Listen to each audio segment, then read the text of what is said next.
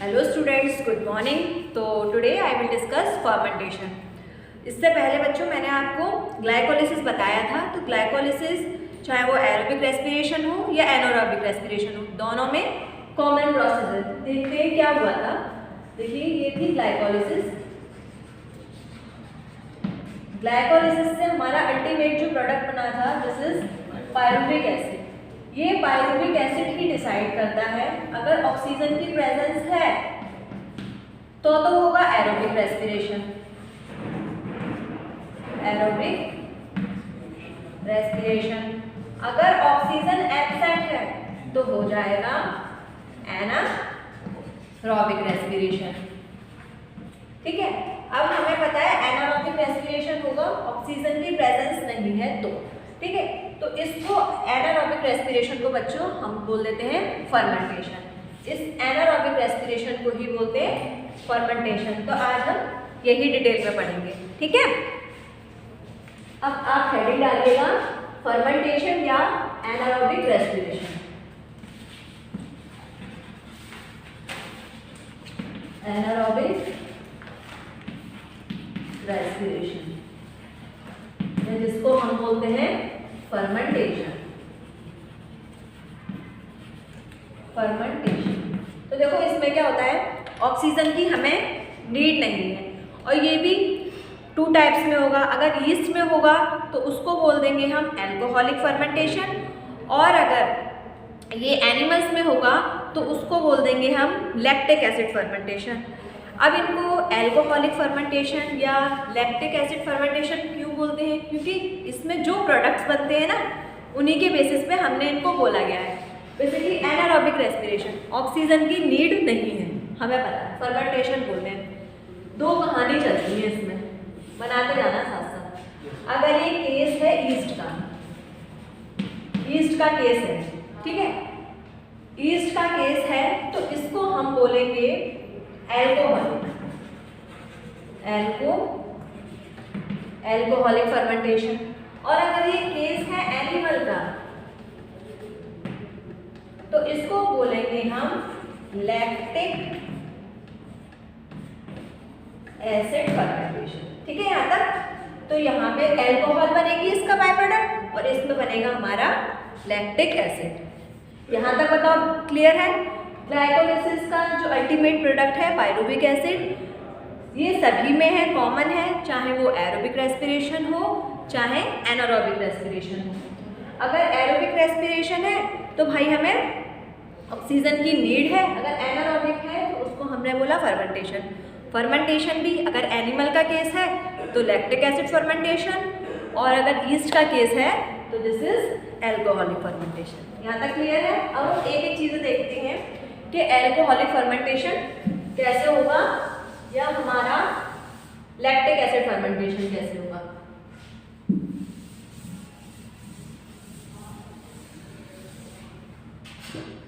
Heading डालिएगा alcoholic fermentation.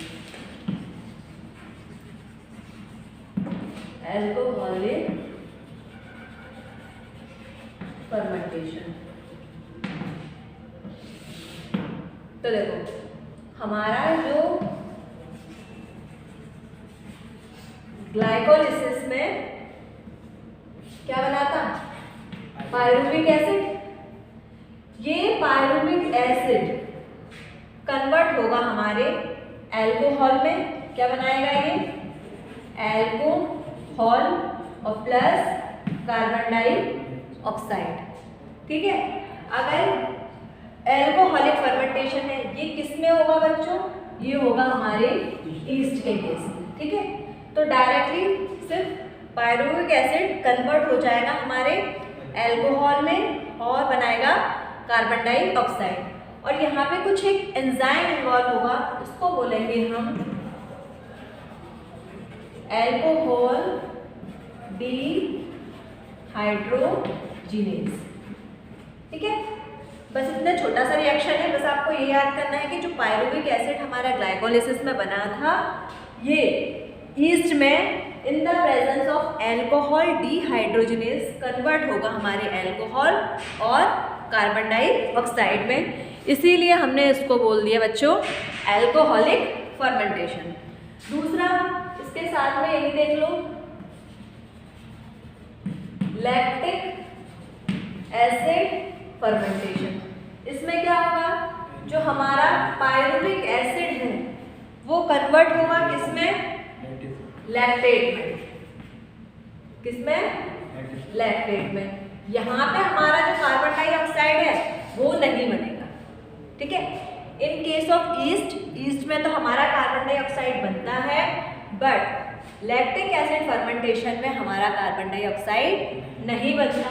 और यहाँ पे जो एंजाइम इन्वॉल्व है, नाम से ही है, lactate dehydrogenase.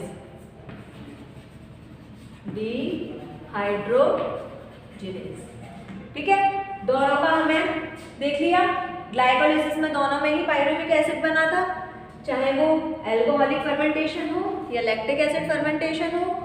Pyruvic acid is converted into alcohol और carbon dioxide in case of yeast, rather than in lactic acid fermentation pyruvic acid is converted into lactate but no production of carbon dioxide. अब ये होता है, ये तो हमने देखा east में हो रहा है हमारा एल्कोहलिक फर्मेंटेशन। ये किस किस में होगा, ये होगा हमारी एनिमल्स में, एनिमल्स की भी कुछ ही सेल्स में होगा, जैसे कि बैक्टीरिया में हो जाता है ये, क्योंकि बैक्टीरिया के अंदर हमें पता है ये कैसा है, प्रोकैरियोटिक है, तो जो इसके वेल डेवलप ऑर्गेनेल्स होने चाहिए वो नहीं है।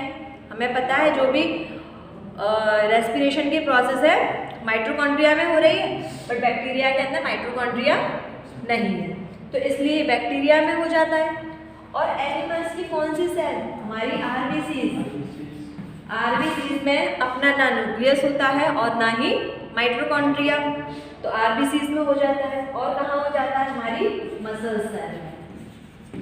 तो इनके एग्जाम्पल आप याद रखिएगा। इसका तो हमें पता है यीस्ट ही है, और इसका लैक्टिक एसिड फर्मेंटेशन का बैक्टीरिया हो सकता है, आरबीसीज हो सकता है और मसल्स सेल, ठीक है।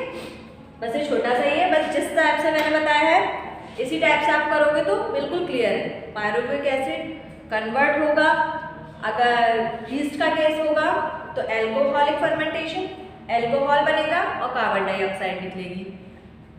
अगर एनिमल का केस होगा तो लैक्टेट बनेगा, बट कोई भी कार्बन डाइऑक्साइड का प्रोडक्शन नहीं होगा, ये कार्बन डाइऑक्साइड प्रोड्यूस नहीं होगी। क्लियर, इसको हम कर देते हैं रिमूव, समझा। क्योंकि जो पायरुविक एसिड है ये भी 3 कार्बन का कंपाउंड है, और जो लैक्टिक एसिड बचना है this is also 3 carbon compound. ये पायरुविक एसिड हमें बचा है 3 कार्बन का कंपाउंड है, और जो हमारा अल्कोहल है वो तो 2 कार्बन का होता है, C2H5OH, और यहाँ पे 1 कार्बन, यहाँ से ये रिमूव हो गया। अब ये देखो, यहाँ तक बात क्लियर है बिल्कुल। अब जब हम ईस्ट में, हमें पता है ईस्ट में हो रहा है एल्कोहलिक फर्मेंटेशन, तो भाई इसका यूज़ क्या है, हमें पता है एनारोबिक रेस्पिरेशन का तो इतना कोई यूज़ नहीं होता है, एनर्जी भी बहुत कम ही बनती है इसमें, बट फिर भी ये बेकरीज वगैरह होती हैं उनमें ये बहुत इंपॉर्टेंट है। क्यों, क्योंकि जो बेकरी में जो डो बनाए जाते हैं, ब्रेड वगैरह बनाए थे, उनके लिए नीड है, डो बनाते हैं वो, उसके अंदर वो जो डो है उस डो में ये थोड़ा सा ईस्ट डाल देते हैं और एनारोबिक कंडीशन प्रोवाइड कराते हैं। एल्कोहल बन रही है वहाँ पे और उसमें बन रहा है कार्बन डाइऑक्साइड। कार्बन डाइऑक्साइड एक गैस है, बबल्स की फॉर्म में निकल जाती है, और जो वो डो है वो कैसा हो जाता है, सॉफ्ट सॉफ्ट, जिससे हमारा जो भी ब्रेड वगैरह बनाते हैं या टोस्ट बनाते हैं वो थोड़े स्पॉन्जी और सॉफ्ट हो जाते हैं। अब जो आपका लैक्टिक एसिड है, हम चाहते नहीं हैं कि हमारी बॉडी में एनारोबिक रेस्पिरेशन हो, बट हमेशा कंडीशन एक जैसी नहीं रहती है, कभी तो हमें प्रॉपर ऑक्सीजन मिल पाती है और कभी ऑक्सीजन नहीं मिल पाती। अब देखो हमारी आरबीसीज है भाई, वहाँ पे माइटोकॉन्ड्रिया है ही नहीं, बट उसे तो भाई सर्वाइव करना है।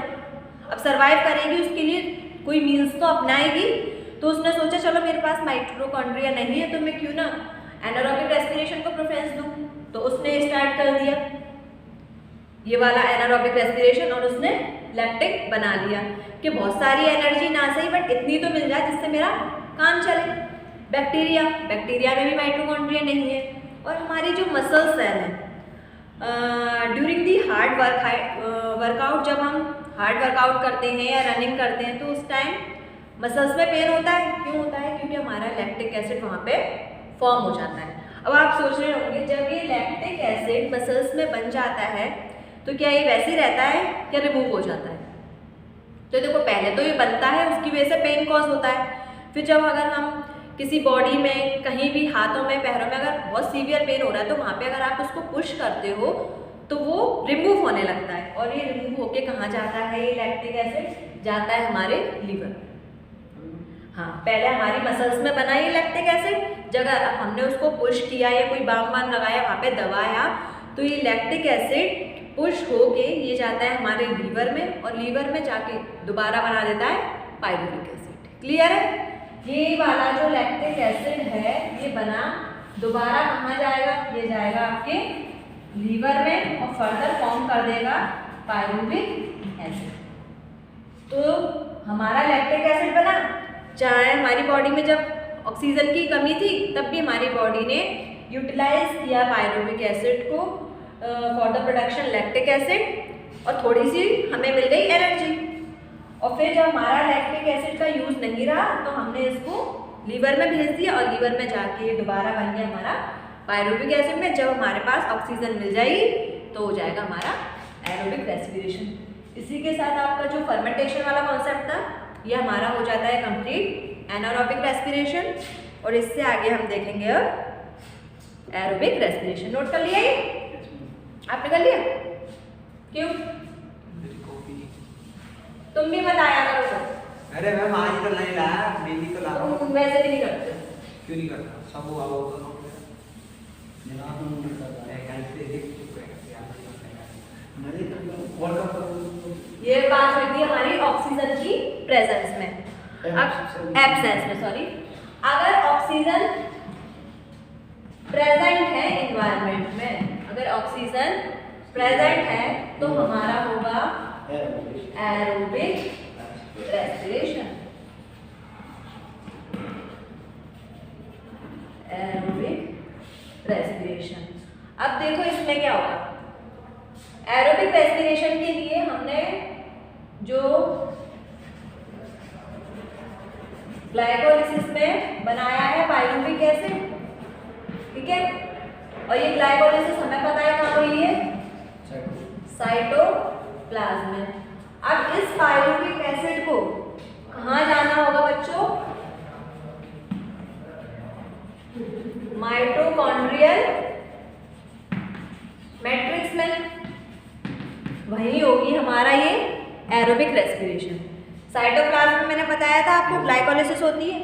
अब ये पायरुविक एसिड मूव करके जाएगा माइटोकॉन्ड्रिया में और वही हमारी होगी एरोबिक रेस्पिरेशन, जिसको हम बोलेंगे क्रेब्स साइकिल या ईटीएस। पहले चलेगी क्रेब्स साइकिल, फिर होगी हमारी ईटीएस, ठीक है। अब पायरुविक एसिड से माइटोकॉन्ड्रिया में जाना है तो भाई ये ऐसे तो चला नहीं जाएगा, इसको कुछ किसी की नीड होगी। तो पहले हमारा पायरुविक एसिड बनाएगा, पायरुविक एसिड से हमारा बनेगा एसिटाइल कोएंजाइम ए। क्या बनेगा? Acetyl coenzyme A. और यही एसिटाइल कोएंजाइम ए ये जाता है माइटोकॉन्ड्रियल मैट्रिक्स। ये कोएंजाइम क्या होता है? ये ऐसे एंजाइम है, पायरुविक एसिड एसिटाइल कोएंजाइम बना रहा है, कोई एक एंजाइम है, इसी की वजह से जो माइटोकॉन्ड्रिया के अंदर कैप साइकिल होगी वो परफॉर्म हो पाएगी। अगर ये नहीं होगा ना तो वो नहीं होगी। यहाँ पे होगी हमारी क्रैब साइकिल इस माइटोकॉन्ड्रियल मैट्रिक्स में और होगी हमारी ईटीएस या इलेक्ट्रॉन ट्रांसपोर्ट सिस्टम। पहले चलेगी ये, फिर होगी हमारी। अब हम देखते हैं कि पायरुविक एसिड से हमारा एसिटाइल कोएंजाइम कैसे बनेगा। तो देखो पायरुविक एसिड ज्वाइन करेगा किसको? कोएंजाइम ए को, जो कि कहाँ है? साइटो। ये कोई सेल है, ये सेल है, ये सेल का साइटोप्लाज्म होगा। इसके अंदर होगी हमारी माइटोकॉन्ड्रिया। यहाँ हो गई हमारी ग्लाइकोलिसिस। ग्लाइकोलिसिस में ये बना पायरुविक एसिड, यहाँ बना हुआ है हमारा पायरुविक एसिड। इस पायरुविक एसिड को एंटर करना है इस माइटोकॉन्ड्रिया के मैट्रिक्स में। तो जब ये पायरुविक एसिड इस माइटोकॉन्ड्रिया की मेम्ब्रेन को क्रॉस करता है तो यहाँ प्रेजेंट होगा कोएंजाइम ए प्रेजेंट होगा और ये पायरुविक एसिड के साथ मिलके बना लेगा आपका एसिटाइल कोएंजाइम ए। बताओ यहाँ तक क्लियर है? पायरुविक एसिड हमारा साइटोप्लाज्म में बना था। अब ये मानो कि इसकी जो सरफेस है माइटोकॉन्ड्रिया की या इसकी मेम्ब्रेन पे एक कोएंजाइम ए प्रेजेंट है। जब पायरुविक एसिड इस कोएंजाइम ए के साथ मिला तो इसने बनाया एसिटाइल कोएंजाइम ए जो नेसेसरी है क्रेब्स साइकिल। ठीक है, अगर ये कोएंजाइम ए नहीं है तो ये पायरुविक एसिड अगर क्रेब्स साइकिल में जाता है तो अभी रिएक्शन नहीं होगी। बोलते हैं ना कि एंजाइम जो होते हैं या कुछ कैटलिस्ट किसी रिएक्शन को इंक्रीज कर सकते हैं, मतलब रेट ऑफ रिएक्शन पे इफेक्ट डालते हैं। ये इफेक्ट पॉजिटिव वे में भी हो सकता है और नेगेटिव वे में भी। अगर यहाँ पे मेरा कोएंजाइम ए नहीं है, अगर ये नहीं है, मैंने हटा दिया, तो ये पायरुविक एसिड इसमें नहीं जाएगा। इसको नीड है किसी कैरियर की, वो जो कैरियर है वो है हमारा कोएंजाइम। तो ये कहानी है हमारी एरोबिक रेस्पिरेशन की कि एरोबिक रेस्पिरेशन में साइटोप्लाज्म में हमने बनाया जो पायरुविक एसिड, उसको भेजना है हमें माइटोकॉन्ड्रिया के मैट्रिक्स में जहाँ पे हो हमारी क्रेब्स साइकिल और टीटीएस चले, वहीं से तो हमें एनर्जी मिलेगी। इसके लिए इस पायरुविक एसिड को क्रॉस करना होगा माइटोकॉन्ड्रिया की मेम्ब्रेन को। यहाँ पे इसको एक एंजाइम मिलेगा कोएंजाइम ए, जिसके साथ मिलके ये बना लेगा एसिटाइल कोएंजाइम ए और यही एसिटाइल कोएंजाइम ए जाएगा आपके माइटोकॉन्ड्रिया में और कराएगा हमारी क्रेब्स साइकिल। क्लियर?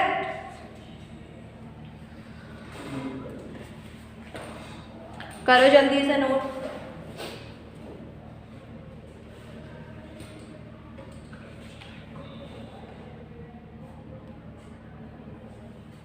तो बच्चों इसी के साथ हमारा जो एल्कोहलिक फर्मेंटेशन था और जो एरोबिक रेस्पिरेशन में बना था हमारा एसिटाइल कोएंजाइम में, इसको हमने कवर किया। इससे नेक्स्ट वीडियो में मैं आपको क्रेब्स साइकिल डिटेल में डिस्कस कराऊंगी। जब तक के लिए इन वीडियोस को आप देखिए। मिलते हैं चलो बच्चों नेक्स्ट क्लास में। Thank you so much.